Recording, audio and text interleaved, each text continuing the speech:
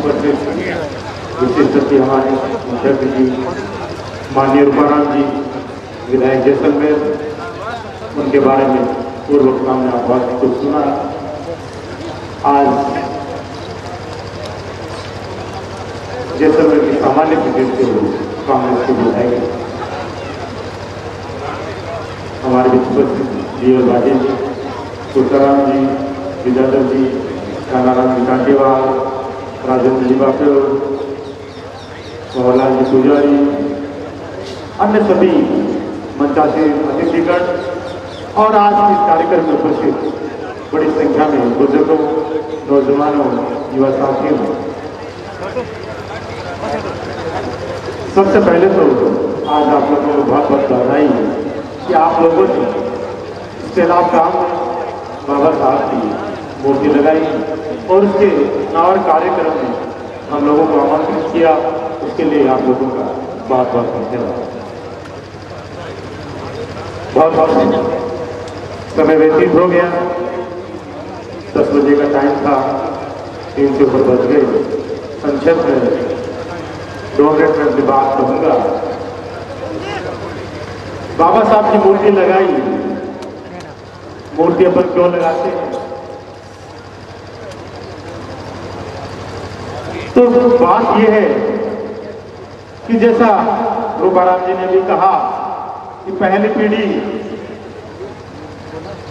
जिन्होंने आजादी से पहले का दृश्य देखा वो जानते हैं क्या समय था वो, पर उस जमाने के हम लोग गिने चुने बच्चे हैं। उन्हें कहा कि दूसरी पीढ़ी के हम लोग हैं जिन्होंने सुना है उस गुलामी के समय को। तीसरी पीढ़ी के आज हम लोग हैं जो इनसे सुनते हैं, जो देखते हैं क्या वो समय रहा। पर आप जानते हैं नई पीढ़ी आ रही है, वो चाहे अम्बेडकर हो चाहे गांधी हो, इनके विचारों को न जान पाई और न उनका इतना ध्यान जा पा रहा है। कारण आपको पता ही है, पहले टीवी आया था, उसके बाद अब मोबाइल आ गया और उसमें जो अभी की जो पीढ़ी है वो लगभग खो गई है पूरी तरह से। उसी में समय व्यतीत हो गया और शायद इसी कारण से उनके विचारों को आगे तक पहुंचाना शायद कम हो गया। पर अपन जानते हैं कि बच्चा छोटा जब घर में जन्म लेता है, जिस वातावरण में जन्म लेता है उसी में ढाल लेता है। जो भाषा घर में बोली जाती है वही बोलता है। आपके गांव में जन्मा है, मारवाड़ी बोलेगा, दक्षिण भारत में जमेगा है, तमिल तेलुगु मराठी बोलेगा, विदेश में जमता है तो अंग्रेजी बोलता है। यानी जो भाषा जैसी घर में वैसी ही भाषा वो बोलता है। जैसा रहन सहन घर में आसपास गांव में वही रहन सहन वही वो सीखता है। आज हमारे गांव का बच्चा जो देखता है वो सीखता है, जो एक बड़े शहर का, बड़े सम्राट परिवार का जो वातावरण देखता है वही वो सीखता है। आप लोगों ने देखा है, फर्क महसूस करोगे दोनों में। तो वही चीज है कि अगर आज अंबेडकर साहब की मूर्ति अपन ने लगाई है, बाबा साहब की लगाई है, तो वो बच्चा उसको देखेगा तो पहले तो वो देखेगा ये कौन है,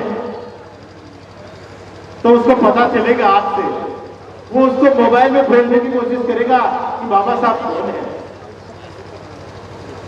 उसके बाद जब उनके विचारों को आप उनको बताएंगे कि बाबा साहब ये शख्सियत थी, जब पूछेगा तो आप जवाब नहीं दोगे।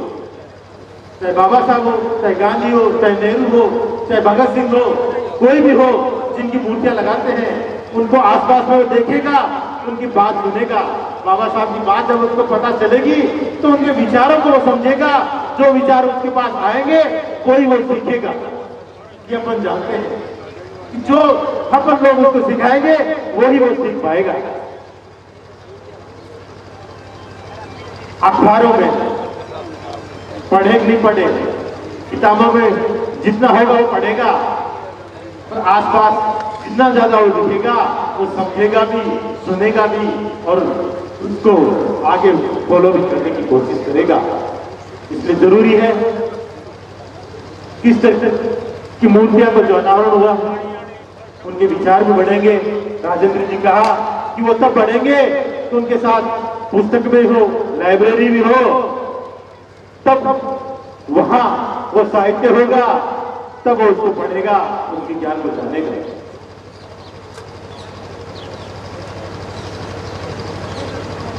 बाबा साहब ने क्या दिया? संविधान दिया। संविधान में बहुत कुछ ऐसा दे गया जो विकसित देश भी नहीं देंगे। आज अपन कहते हैं कि सबसे बड़ा दुनिया का विकसित देश कौन है, सबसे बड़ा देश कौन है? अमेरिका का नाम आता है। आज 250 साल से ज्यादा इसको आजाद हुए हो गए अमेरिका को, पर आपको पता है कि वहां महिलाओं को मताधिकार का, वोट देने का आधार कब मिला? आजादी के 150 साल बाद उनको मताधिकार दिया, जबकि बाबा साहब ने 1952 में पहली बार जब मतदान हुआ उसी में भी पुरुषों के साथ महिला को मताधिकार का आजाद दे दिया। ये बाबा साहब की सोच थी और ये सोच कहां से आई कि उन्होंने दुनिया में सबसे ज्यादा उस समय पढ़े लिखे लोग थे तो उसमें बाबा साहब थे। दिल्ली फेलोशिप जो डिग्रियां थी उसमें उपलब्ध, LLB से लेके फेलोशिप दिल्ली तक हर वो डिग्री उन्होंने ली, अध्ययन किया, भ्रमण किया, तब उनको समझ में आया कि सबसे पहले जरूरत है तो क्या है समाज में? शिक्षा का। इसलिए उन्होंने नारा ये नहीं दिया कि मेरी मूर्ति लगाओ, मेरी पूजा करो। उन्होंने एक ही उस समय नारा दिया कि शिक्षित बनो, कलम की पहचान करो। शिक्षा का उन्होंने उस समय सबसे ज्यादा जोर दिया कि शिक्षा को जगा लो, बाकी सब कुछ उसके पीछे हो गया। और वो इतने शिक्षित थे तभी करीब उसमें 300 से ज्यादा लोगों की संविधान सभा बनाई गई, उसकी ड्राफ्टिंग कमेटी के चेयरमैन को बनाया गया था और उसमें मताधिकार का पूरे देश में उन्होंने उस समय 21 साल तय किया था। 21 साल के ऊपर जो भी व्यक्ति होगा, पुरुष, महिला, दलित, आदिवासी, गरीब, अमीर, सबको एक साथ मताधिकार का उन्होंने उस समय अधिकार दे दिया, जबकि अमेरिका जैसे देश को देने में 150 साल लगे थे। उन्होंने एक चीज और पहचानी कि इनको अपन अधिकार तो दे रहे हैं, साथ ही इनको मुख्य धारा में भी लाना है। मुख्य धारा में कैसे लाएंगे? मुख्य धारा में उनको तब लाया जा सकता है जब वो शासन देने वाले हो उनके साथ शासन व्यवस्था में सम्मिलित है। जो सरकार चल रही है उस सरकार में वो सम्मिलित हो। जो सरकार चलाने वाली नौकरशाही है उस नौकरशाही में उनका बराबर का प्रतिनिधित्व हो, तब समाज के मुख्य धारा में ये दलित वर्ग, ये आदिवासी वर्ग, ये गरीब वर्ग शामिल हो पाएगा। और इसीलिए उन्होंने उस समय संविधान में आरक्षण की व्यवस्था की और उसमें न सिर्फ राजनीतिक बल्कि सरकारी नौकरियों में भी आरक्षण की व्यवस्था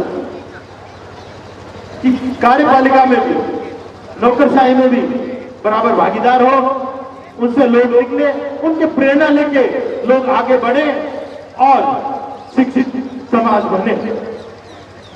साथ ही राजनीतिक भागीदारी के लिए चाहे विधानसभा हो चाहे लोकसभा हो उसमें भी उन्होंने आरक्षण का प्रबंध किया।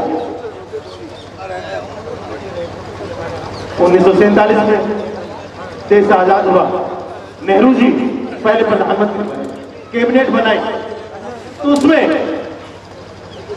कानून मंत्री के रूप में सबसे पहले देश का कानून मंत्री किन्हीं को बनाया तो बाबा साहब भीमराव अम्बेडकर जी को बनाया। उस समय चुनाव नहीं हुए थे।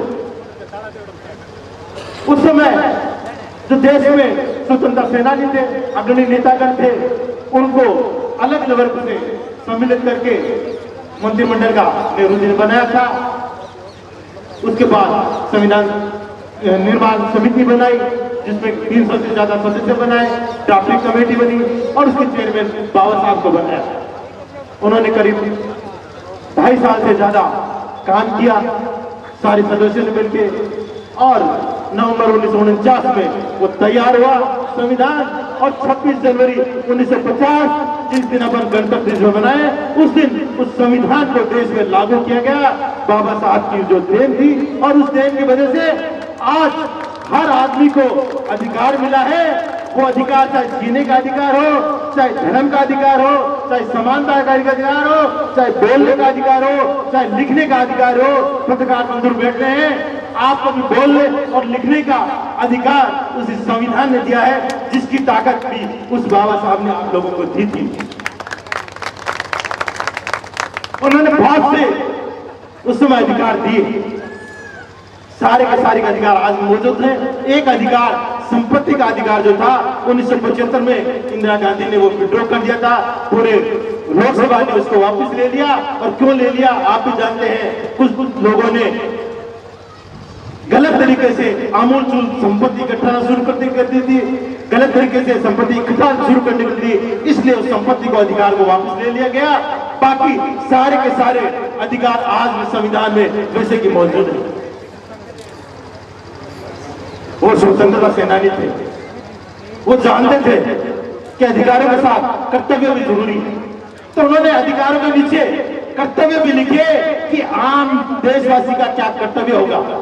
उन्होंने कहा अधिकारों का कोई मतलब नहीं है जब तक आप इन कर्तव्यों का पालन नहीं करोगे, ये कर्तव्य भी आपको पालन करोगे तभी अपना देश मजबूत होगा। इसलिए अधिकार और कर्तव्य दोनों व्यवस्था उन्होंने संविधान में करके गई, जो आज की आज वैसी की वैसी है, और जिससे पूरा कानून चलता है, पूरी न्यायपालिका चलती है, और उसी संविधान के द्वारा बनाए हुए कानूनों से आज आप और हमें न्याय मिलता है। सारी की सारी देन बाबा साहब की देन है। और समय निकल रहा है, ज्यादा बात नहीं करते हुए, आज तेलाब गांव में चुनाव जीतने के बाद पहली बार आया हूं, उसके लिए भी आप लोगों का बहुत बहुत धन्यवाद, बहुत बहुत आभार कि आज मैं आपके बीच में विधायक के रूप में उपस्थित हो चुका। इस उपचुनाव में आप लोगों ने मुझे एक बार फिर 2018 की तरह ही उतने ही भारी बहुमतों से जीतकर राजस्थान विधानसभा में अपना प्रतिनिधित्व बनाकर मुझे भेजा है।